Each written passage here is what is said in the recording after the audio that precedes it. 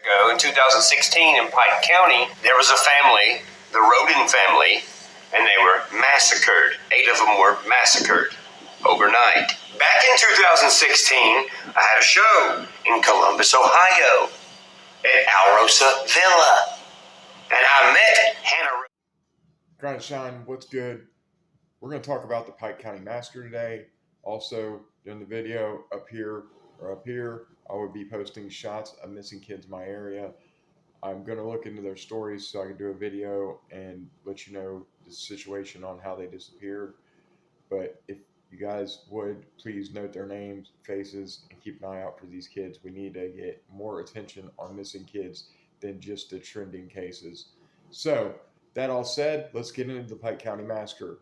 Been following this case since it started. It happened about an hour away from where I live. And in the beginning, the case was so raw and so disturbing that people thought it was a hit from the cartel. There was only a newborn baby left alive, and I think a 2-year-old. Other than that, the whole family was massacred at 2 different houses. Now, the facts on the case are starting to come out.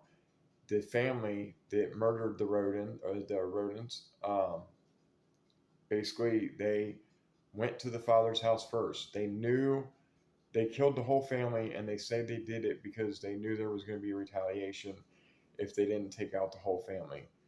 The main reason for the murders was because the guy's ex had full custody of his daughter. He wanted full custody of her. She said over my dead body, even in a Facebook message. So they ended up killing her. They did it over her dead body, and they still didn't get custody. This child probably ended up in foster care. I'm going to look into that more to see what happened to the child. But the child lost its mother and father. Father's going to be in prison the rest of his life. So they went to the father's house first because the father lived on the same property as the rest of the family. He was divorced from his wife. His daughter and the rest of the family was at the wife's house. They went to the father's house, murdered him and another gentleman. Then they proceeded to use his truck to drive up to the other house because that would not alert the family if they just seen his truck pulling up. They killed all these people while they're in bed. They had actual trail cams that were out, and to make sure they knew the routine and get the layout of everything.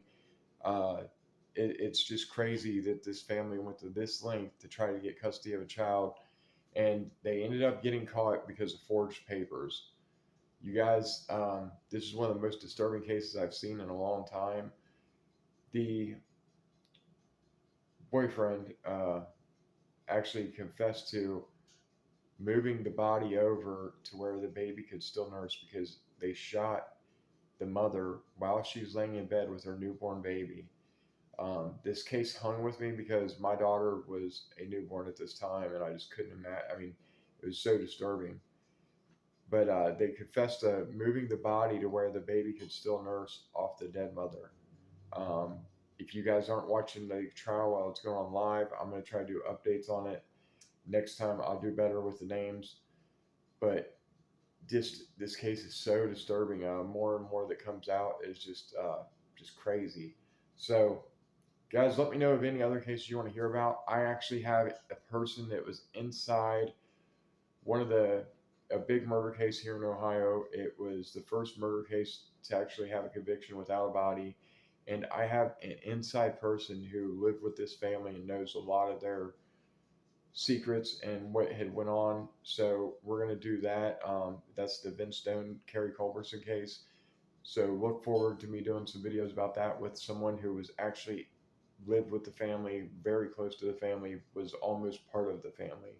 So I got that video coming up. We're going to stay on these true crime cases while we keep posting missing kids. That way we get some light on these cases as well. So I'm doing some investigation, like I said, on these 3 girls and trying to get some info on what happened with them disappearing. That way I could do a whole video on that. But guys, keep following me. Keep letting me know what type of content you want. Also, a shocking thing about this Pike County Massacre, Church was almost killed in it. Ryan Upchurch actually did a concert that night and was invited back to the Roden family house and literally almost was involved with this case, or maybe a victim in this case. So if you don't believe me, I'm going to show a brief clip at the end of him talking about it. Y'all remember, go to work, pay your bills, keep grinding, keep shining.